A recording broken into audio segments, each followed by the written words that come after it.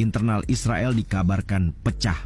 Menariknya, Perdana Menteri Netanyahu selaku pimpinan negara seolah mendapat tatapan permusuhan di kandang sendiri.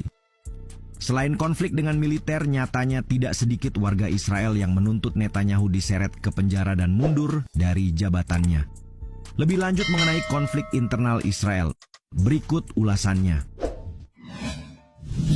Kegelisahan di kalangan militer. Harus ada yang bertanggung jawab atas serangan Hamas pada 7 Oktober lalu dan itu adalah Netanyahu. Setidaknya demikianlah yang mendasari pertimbangan 3 menteri Israel untuk segera mundur dari jabatan. Tidak hanya itu, warga Israel pun telah melancarkan protes. Mereka menuntut pengunduran diri Netanyahu di tengah konflik Gaza yang saat itu memasuki pekan ketiga. Lalu dari mana kekacauan ini bermula? Faktanya, perkembangan ini terjadi setelah harian Israel Haaretz melaporkan bahwa semakin banyak kegelisahan di kalangan militer yang menuduh Netanyahu melancarkan kampanye untuk menyalahkan tentara. Laporan Daily Sabah 23 Oktober itu kemudian mengutip pernyataan pejabat militer. Pejabat yang tidak disebutkan namanya mengatakan Netanyahu mengatur kampanye, mengumpulkan bukti-bukti yang memberatkan tentara, dan secara pribadi menjelaskan mengapa ia tidak harus bertanggung jawab, dengan terus menegaskan bahwa dirinya tidak menerima informasi intelijen. Netanyahu menolak untuk bertanggung jawab atas peristiwa 7 Oktober, meskipun beberapa orang percaya bahwa dia akan mampu menahan gelombang kemarahan yang menantinya setelah perang berakhir, kata surat kabar itu. Ratusan tentara mundur dari medan perang. Militer Israel kelimpungan.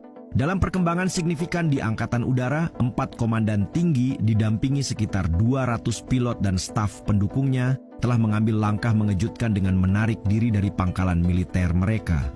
Laporan yang dirilis Al-Bawaba News pada 20 Oktober ini sekaligus menunjukkan bahwa sejumlah besar tentara Israel telah meninggalkan medan perang.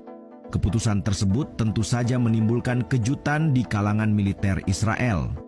Terlebih, laporan mengenai perselisihan internal yang intens di tubuh pemerintahan juga tersiar dalam waktu yang relatif bersisian.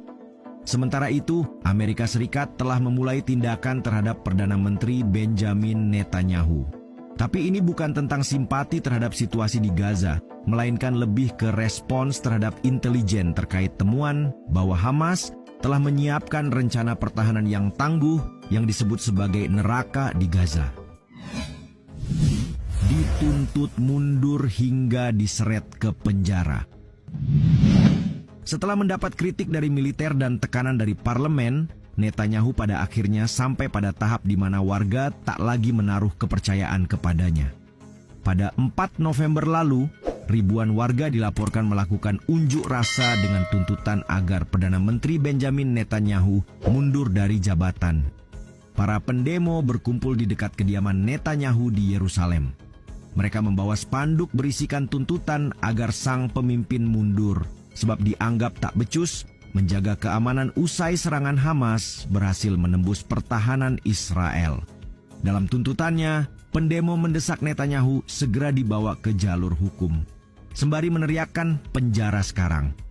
Massa juga berusaha untuk menerobos pagar betis polisi di sekitar kediaman Netanyahu. Aksi pendemo ini sebenarnya merupakan lanjutan dari kampanye menuntut pengunduran Netanyahu dari jabatannya selama berbulan-bulan. Bahkan, mereka menilai Netanyahu harus diadili lantaran terlibat kasus korupsi serta gagal dalam penanganan virus corona di Israel.